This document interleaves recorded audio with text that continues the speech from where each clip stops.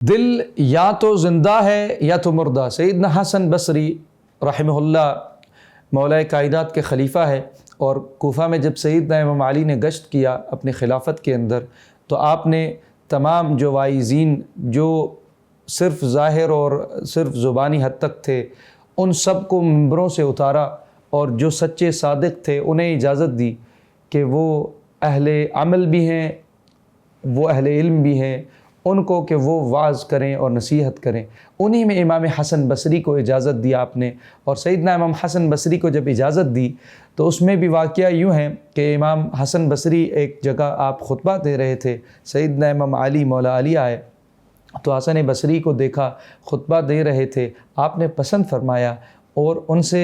آ کے سوال کیا کہ ایک سوال میرا اس کا جواب دو، پھر تمہیں اجازت ہے کہ تم یہاں یہ روایات ہیں اور جو خطاب ہے وہ کر سکتے ہو۔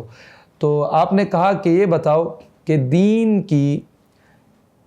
بھلائی کس چیز میں ہے اور دین کا فساد کس چیز میں ہے؟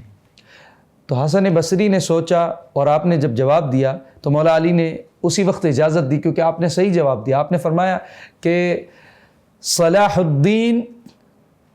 فی الورع، دین کی بھلائی اور اصلاح